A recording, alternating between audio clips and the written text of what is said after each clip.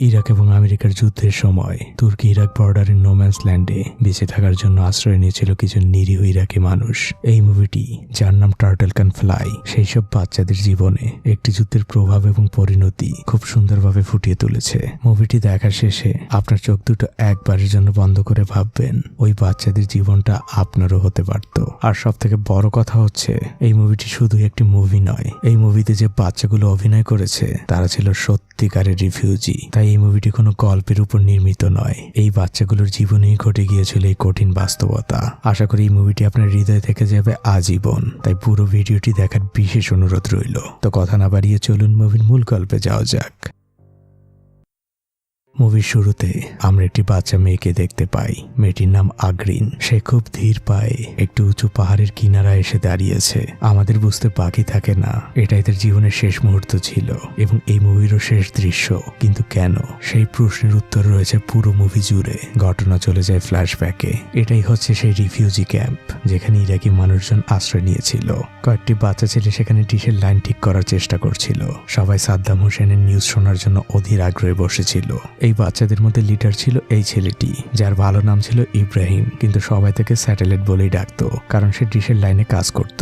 আমরা সেখানে আগ্রিনকেও দেখতে পাই, আর তার পিঠে একটি বাচ্চা। আগ্রিন আর এই বাচ্চাটির মধ্যেকার সম্পর্ক আমরা একটু পরে জানবো। আগ্রিন স্যাটেলাইটের কাছে এসেছে একটি লম্বা দৌড়ের জন্য। আগ্রিনরা মাত্র একদিন হয়েছে ইরাক থেকে এখানে এসেছে। স্যাটেলাইট ছিল খুবই স্মার্ট আর খুবই চঞ্চল। সে আগ্রিনকে প্রথম দেখে অনেক পছন্দ করে ফেলে। ওই গ্রামে মূলত ছিল অ্যানালগ ডিশ, যেটা দিয়ে খুব বেশি চ্যানেল দেখা যেত না। গ্রামের বৃদ্ধ থেকে বাচ্চা সবার কাছে এই স্যাটেলাইট নামক ছেলেটি ছিল একদম হিরোর মতো। এই ছেলেটি স্থানীয় বাজারের দিকে রওনা হয়েছে কারণ সে এবার সত্যিকারের একটি স্যাটেলাইট কিনতে যাচ্ছে, যাতে করে গ্রামের লোকজন ভালোভাবে ডিশ দেখতে পারে আর যুদ্ধের পরিস্থিতি সম্পর্কে জানতে পারে। কিন্তু বাচ্চাটির কাছে তো অত টাকা ছিল না, তাই সে কিছু পুরনো রেডিওর বিনিময়ে আর সামান্য কিছু জমানো টাকা, এ দুটো মিলিয়ে সে বড় একটি ডিশ কিনে ফেলে আর সেটি নিয়ে সে গ্রামে ফিরতে থাকে। এবার আমরা একটি হাতবিহীন বাচ্চা ছেলেকে দেখতে পাই। সে ছিল আগ্রিনের বড় ভাই। বাচ্চাটি মাটিতে পুঁতে রাখা একটি মাইন মুখ দিয়ে ঘুরিয়ে ঘুরিয়ে খুলছিল, আর আগ্রিন তার পাশেই বসেছিল। এই মাইনগুলো আমেরিকানরা পুঁতে রেখেছিল, আর এই গ্রামের বাচ্চাদের প্রধান কাজ হচ্ছে এই সকল মাইনগুলোকে তুলে স্থানীয় বাজারে বিক্রি করা। অর্থাৎ এই বাচ্চাগুলো এই মরণঘাতী বোমাগুলোকে আলু পেঁয়াজের মতো করেই সংগ্রহ করত, আর এগুলো বিক্রি করেই তাদের পেট চলত। স্যাটেলাইটের বন্ধু পেশাও স্যাটেলাইটের কাছে বিচার দিচ্ছে আগ্রিনের বড় ভাইয়ের নামে, কারণ সে তাদের এরিয়ে ঢুকে মাইন সংগ্রহ করছে। এমনকি তাদের সাথে মারামারিও হয়েছে। এটা শোনা মাত্র স্যাটেলাইট ওই ছেলেটির কাছে যায় আর তাকে অনেক বকাঝকা করতে থাকে। সেখানে আগ্রিনও ছিল, কিন্তু ওই ছেলেটি চুপচাপ সেখান থেকে হেঁটে চলে যায়। একটি গাছের সাথে সেই ছোট্ট বাচ্চাটি বাঁধা ছিল। মূলত এই কারণে আগ্রিন দড়ি টেনেছিল স্যাটেলাইটের কাছ থেকে। আগ্রিনের বড় ভাই বাচ্চাটিকে কোলে নেয়, আর তখন পেছন থেকে স্যাটেলাইট তাকে প্রতিবন্ধী বলে গালাগাল করে। তখন আগ্রিনের বড় ভাই স্যাটেলাইটের কাছে আসে আর মাথা দিয়ে তাকে সজোরে আঘাত করে। স্যাটেলাইট মাটিতে পড়ে যায়। সকল বাচ্চারা স্যাটেলাইটকে ঘিরে ধরে। আগ্রিন আর তার ভাই সেখান থেকে চলে যায়। স্যাটেলাইট তাদেরকে অনেক গালমন্দ করতে থাকে। দৃশ্য পরিবর্তন হয়। স্যাটেলাইট গ্রামের বাচ্চাদেরকে নিয়ে সেই ডিশটিকে নিয়ে একটি বিল্ডিং এর উপরে এসেছে আর সেটিকে সেখানে লাগানোর চেষ্টা করছে।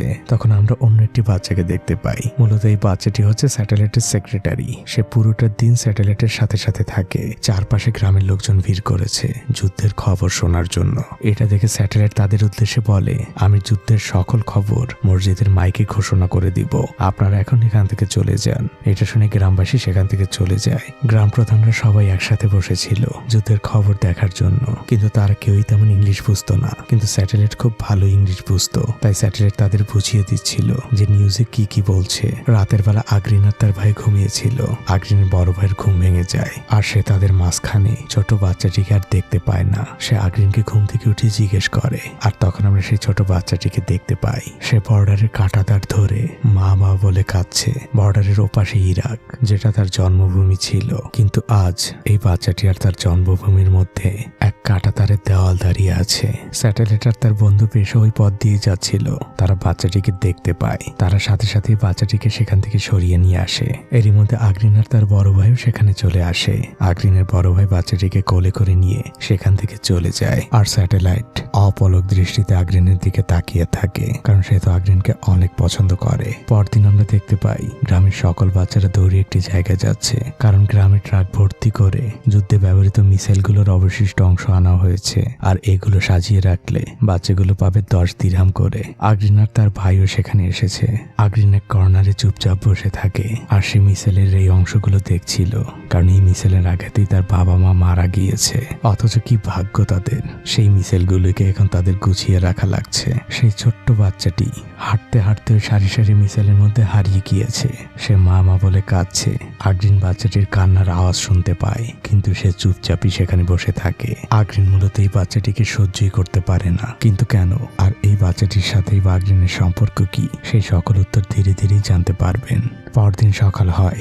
স্যাটেলাইট সকল বাচ্চাকে এক জায়গায় জড়ো করে। তার মধ্যে থেকে কিছু সংখ্যক বাচ্চাকে সে পাঠায় মাইন সংগ্রহ করতে, আর কিছু সংখ্যক বাচ্চাকে পাঠায় সে স্থানীয় মাঠে কাজ করার জন্য। মূলত স্যাটেলাইটই ছিল এই বাচ্চাগুলোর লিডার। সে যা বলতো বাচ্চারা তাই করত। আগ্রিন তখন পাশ দিয়ে যাচ্ছিল। স্যাটেলাইট আগ্রিনকে দেখা মাত্রই তার সাইকেলটি নিয়ে আগ্রিনের পিছু করে। আগ্রিন মূলত খাবার পানি নিতে এসেছিল। স্যাটেলাইট নিজে যে সেই পানি নিয়ে আসে। সে আগ্রিনের সাথে বন্ধুত্ব করার চেষ্টা করতে থাকে, কিন্তু আগ্রিন স্যাটেলাইটের কথায় বিরক্ত হচ্ছিল। তার একটি লেকের পাশে এসে দাঁড়ায়। তখন আগ্রিন স্যাটেলাইটকে রিকোয়েস্ট করে লেক থেকে একটি মাছ ধরে নিয়ে আসার জন্য। স্যাটেলাইট সাথে সাথেই পানিতে নামে, আর এই সুযোগে আগ্রিন সেখান থেকে দৌড়ে পালায়। স্যাটেলাইট তাকে থামানোর অনেক চেষ্টা করে।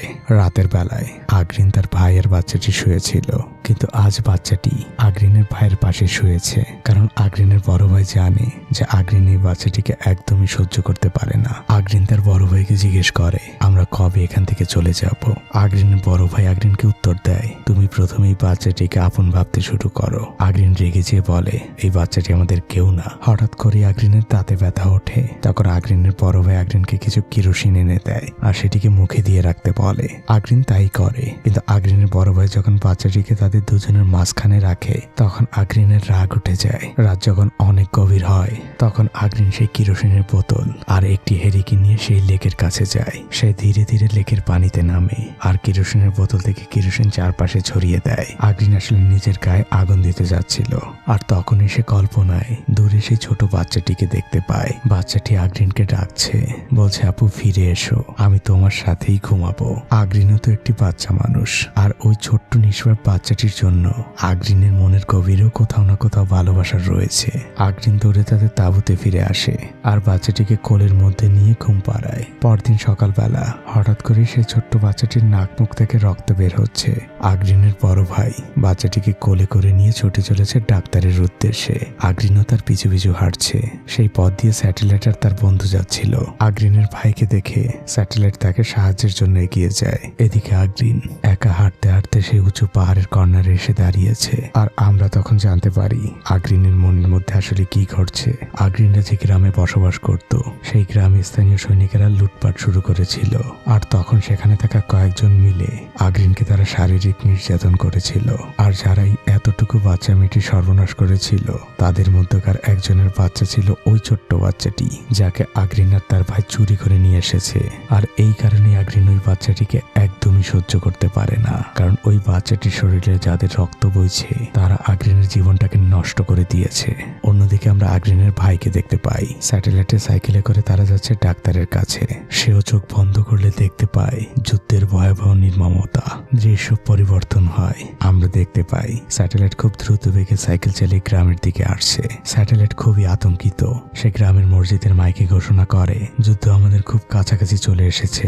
আমেরিকান সৈন্যরা আমাদের খুব কাছাকাছি, এখন যে কোনো সময় এখানে হামলা হতে পারে। স্যাটেলাইট সবাইকে উঁচু পাহাড়ের দিকে যেতে বলে। লোকজন আতঙ্কিত হয়ে উঁচু পাহাড়ের দিকে ছুটতে থাকে। সবাই পাহাড়ের এক জায়গায় জড়ো হয়, কিন্তু আগ্রিন তার ভাই এবং ওই বাচ্চাটি সেখানে যায় না। তারা নিচেই চুপচাপ বসে থাকে। স্যাটেলাইট তাদের কাছে আসে আর তাদের না যাওয়ার কারণ জিজ্ঞেস করে, কিন্তু আগ্রিনের বড় ভাই বরাবরের মতোই চুপ করে থাকে। তখন ছোট্ট বাচ্চাটি তার কাছে থাকা দুটি কচ্ছপ ছানাকে নিয়ে খেলছিল, আর সেখানে জমে থাকা অল্প একটু পানির মধ্যে সেই কচ্ছপ ছানা দুটোকে ছেড়ে দেয়। এরই মধ্যে দুটো হেলিকপ্টার সেখানে চলে আসে। হেলিকপ্টার দুটি থেকে পাহাড়ের উপর দাঁড়িয়ে থাকা লোকজনের উদ্দেশ্যে লিফলেট বিতরণ করা হচ্ছিল। সেই লিফলেটে সাদ্দাম হোসেন সবাইকে যুদ্ধের জন্য আহ্বান জানিয়েছে। গ্রামের বাচ্চাগুলোর মাথায় এখন যুদ্ধ ঢুকে গিয়েছে। গিয়েছে, তারাও যুদ্ধের প্রস্তুতি নিচ্ছে। তাই স্যাটেলাইট যায় স্থানীয় অস্ত্রের বাজারে। সেখানে সে গিয়েছে একটি ভারী অস্ত্র কেনার জন্য, যাতে করে সে তার গ্রামকে রক্ষা করতে পারে। কিন্তু বাচ্চাটির কাছে তো আর অস্ত্র কেনার মতো টাকা ছিল না। তাই সে তার কাছে থাকা মাইনগুলো দোকানদারকে দেয়, আর তার বিনিময়ে সে একটি ভারী মেশিন গান নেয়, আর সেগুলোকে নিয়ে তার গ্রামে ফিরতে শুরু করে। রাতের বেলায় আগ্রিন, তার ভাই আর ওই বাচ্চাটি রাতের খাবার খাচ্ছিল। আগ্রিন তার ভাইকে জিজ্ঞেস করে, আমরা এখান থেকে কবে চলে যাচ্ছি? আগ্রিনের ভাই তাকে উত্তর দেয়, বাচ্চাটি সুস্থ আর 2-1 দিনের মধ্যেই আমরা এখান থেকে চলে যাব। আগ্রিন বলে, এই বাচ্চাটি আমাদের সাথে যাবে না, ও গেলে আমি তোমার সাথে যাব না, আমি একাই এখান থেকে চলে যাব। আগ্রিনের বড় ভাই বলে, আমি এইটুকু বাচ্চাকে একা রেখে কোথাও যাচ্ছি না। মূলত আগ্রিন এই বাচ্চাটিকে যতবার দেখে ততবারই তার মনে পড়ে যায় সেই রাতের কথা। আগ্রিন তার ভাইয়ের উপর রাগ করে যে শুয়ে থাকে। পরদিন কুয়াশাচ্ছন্ন ভোরবেলায় আগ্রিন সেই বাচ্চাটিকে পিঠে করে নিয়ে বাইরে বের হয়। বাচ্চাটি আগ্রিনের পিঠেই ঘুমিয়ে আছে, এখনো তার ঘুম ভাঙেনি। আগ্রিন বাচ্চাটিকে নিয়ে হাঁটতে হাঁটতে একটি উঁচু পাহাড়ের উপরে এসে দাঁড়িয়েছে। সে পিঠ থেকে বাচ্চাটিকে নামায়। বাচ্চাটি তখনও ঘুমিয়েছিল। আগ্রিন বাচ্চাটির পায়ে একটি দড়ি বাঁধে, আর অন্য একটি দড়ি একটি গাছের সাথে বাঁধে। এতক্ষণে বাচ্চাটির ঘুম ভেঙে গিয়েছে। সে চুপচাপি পাথরের সাথে হেলান দিয়ে বসে আছে। আগ্রিন বাচ্চাটির কাছে যায় আর তাকে শেষবারের মতো আদর করে। বাচ্চাটিও আগ্রিনকে আদর করে দেয়, কিন্তু বাচ্চাটি বুঝতে পারছে না আগ্রিন তাকে এখানে রেখে চিরদিনের জন্য চলে যাচ্ছে। আগ্রিন এবার বাচ্চাটিকে রেখে হাঁটতে শুরু করে। বাচ্চাটি উঠে দাঁড়ায়। সে আগ্রিনকে ডাকতে থাকে, কিন্তু আগ্রিন তার ডাকের কোনো উত্তর দেয় না। আগ্রিন ধীরে ধীরে কুয়াশার মধ্যে হারিয়ে যেতে থাকে। বাচ্চাটি এবার কাঁদতে শুরু করেছে। সে মা মা বলে কাঁদছে। সে আগ্রিনকেও ডাকছে, কিন্তু তার সেই ডাকের উত্তর আর কেউ দেয় না। ছোট্ট মানুষটির পায়ে দড়ি বাঁধা, তাই সে হাঁটতেও পারছে না। বাচ্চাটি এবার চিৎকার করে কাঁদতে থাকে। দৃশ্য পরিবর্তন হয়। স্যাটেলাইট গ্রামের অন্যান্য বাচ্চাদেরকে যুদ্ধের প্রশিক্ষণ দিচ্ছিল। তারা যুদ্ধের জন্য শেল্টার বানাচ্ছিল। তখন গ্রামের একমাত্র শিক্ষকও সেখানে আসে, যে এই বাচ্চাদেরকে পড়াতো। সে পড়ার জন্য সবাইকে ডাকে, কিন্তু কেউই আসতে রাজি না। স্যাটেলাইট তখন ওই শিক্ষকের উদ্দেশ্যে বলে, স্যার, এখন অঙ্ক শেখার থেকে অস্ত্র চালানো শেখাটা বেশি প্রয়োজন। এরই মধ্যে সেখানে গ্রামের অন্য একটি ছেলে চলে আসে। সে স্যাটেলাইটকে ওই ছোট্ট বাচ্চাটির সম্পর্কে বলে, কারণ বাচ্চাটিকে আগ্রিন একটি মাইন ভর্তি জমির মধ্যে রেখে এসেছিল। এটা শোনা মাত্রই স্যাটেলাইট এবং অন্যান্য বাচ্চারা দৌড়ে সেখানে চলে যায়। বাচ্চাটি যেখানে দাঁড়িয়েছিল তার চারপাশে ছিল অসংখ্য মাইন। স্যাটেলাইট বাচ্চাটিকে হাতের ইশারে বোঝাতে থাকে কোনো রকমের নড়াচড়া না করতে, কিন্তু ওইটুকু বাচ্চার কতই বা বোঝে। সবাই মিলে বাচ্চাটিকে শান্ত রাখার অনেক চেষ্টা করে, আর স্যাটেলাইট খুব ধীরে ধীরে সাবধানতার সাথে বাচ্চাটির দিকে আগাতে থাকে। অন্য বাচ্চারা স্যাটেলাইটকে বাধা দিতে থাকে না যাওয়ার জন্য। এদিকে সেই ছোট্ট বাচ্চাটি একটি মাইনের একদম কাছাকাছি চলে এসেছে। স্যাটেলাইট তাকে চিৎকার করে বাধা দিতে থাকে, কিন্তু বাচ্চা মানুষ সেই মাইনটি স্পর্শ করে ফেলে, আর সাথে সাথে সেটি বিস্ফোরিত হয়। চারদিক নীরব হয়ে যায়, ধোঁয়ায় ঘিরে যায় চারদিক। স্যাটেলাইটের পায়ে অনেক আঘাত পায়, কিন্তু ভাগ্যক্রমে সেই ছোট্ট বাচ্চাটি বেঁচে যায়। তার তেমন কিছুই হয় না। গ্রামের সকল বাচ্চারা স্যাটেলাইটকে দেখতে এসেছে। তারা স্যাটেলাইটের জন্য অনেক দুঃখ প্রকাশ করছে। স্যাটেলাইট সবাইকে সেখান থেকে চলে যেতে বলে। এরই মধ্যে স্যাটেলাইটের বেস্ট ফ্রেন্ড পেশাও সেখানে আসে। সে স্যাটেলাইটকে জানায় সাদ্দাম হোসেন আজ গ্রেপ্তার হয়েছে, যুদ্ধ আগামীকালই শেষ হয়ে যাবে। স্যাটেলাইট মসজিদের মাইক দিয়ে এই খবর ঘোষণা করতে বলে। সবাই রিফিউজি ক্যাম্প ছেড়ে নিজ নিজ ঘরে যাওয়ার প্রস্তুতি নিচ্ছে। আগ্রিন তাদের তাঁবুতে ফিরে সেই ছোট্ট বাচ্চাটিকে দেখতে পায়, যাকে সে ফেলে রেখে এসেছিল। পাশেই আগ্রিনের বড় ভাই ঘুমাচ্ছিল। আগ্রিন বাচ্চাটিকে কোলে নেয়, আর সাথে নেয় একটি দড়ি। দৃশ্য পরিবর্তন হয়। আগ্রিন সেই লেকের ধারে এসেছে। সে বাচ্চাটির পায়ে একটি দড়ি বাঁধে, আর দড়ির অপর প্রান্তে একটি পাথর। আগ্রিন পাথরটি একটি পানিতে ফেলে দেয়। বাচ্চাটি অতল পানিতে হারিয়ে যেতে থাকে। তার পকেটে থাকা কচ্ছপটি বেরিয়ে সাঁতরাতে থাকে। বাচ্চাটি মারা গিয়েছে। আগ্রিনের বড় ভাই পাগলের মতো ছুটতে থাকে। সে কাঁদছে আর দৌড়াচ্ছে। চারদিক একদম ফাঁকা। সবাই রিফিউজি ক্যাম্প ছেড়ে চলে গিয়েছে। বাচ্চাটির আত্মচিৎকারে চারদিক ভারী হয়ে উঠেছে।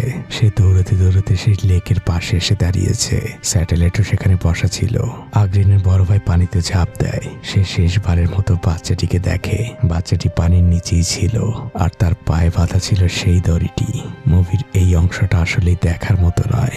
আগ্রিনের ভাই এবার পাগলের মতো আগ্রিনকে খুঁজতে থাকে। সে চারদিকে চিৎকার করে আগ্রিনকে ডাকতে থাকে, কিন্তু কোনো সাড়া আসে না। আগ্রিনের বড় ভাই সেই উঁচু পাহাড়ের উপরে আসে। পাহাড়ের এক কিনারায় সে আগ্রিনের জুতো জোড়া দেখতে পায়, আর আমরা বুঝতে পারি আগ্রিনও এই দুঃস্বপ্নের পৃথিবী থেকে মুক্তি নিয়েছে। আগ্রিনের বড় ভাই তার প্রিয় বোনের জুতো দুটো মুখ দিয়ে আঁকড়ে ধরে সেগুলো নিয়ে সেখান থেকে চলে যায়। আর মুভিটি এখানেই শেষ হয়ে যায়। একবার চোখ বন্ধ করে ভাবুন, এতক্ষণ যে বাচ্চাগুলোকে দেখলেন তারা সত্যিকারের রিফিউজি। তারা ব্যক্তি জীবনে কোনো প্রফেশনাল অভিনেতা নয়। এই বাচ্চাগুলোর জীবন আপনার আমারও হতে পারত। এমন হাজারো ইরাকি, সিরিয়া বা ফিলিস্তিনের বাচ্চারা যুদ্ধের দুঃস্বপ্নময় স্মৃতি নিয়ে হয়তোবা মারা গিয়েছে, নয়তোবা পৃথিবীর কোনো এক কোণে এখনো বেঁচে আছে। দোয়া রইল তাদের প্রতি। এই মুভি নিয়ে আমার আর কিছুই বলার নেই। আপনাদের কেমন লাগলো মুভিটি তা আমাকে অবশ্যই কমেন্ট করে জানাবেন। তো আজ এই পর্যন্তই। ভালো থাকবেন আপনারা। আজকের মতো বিদায়।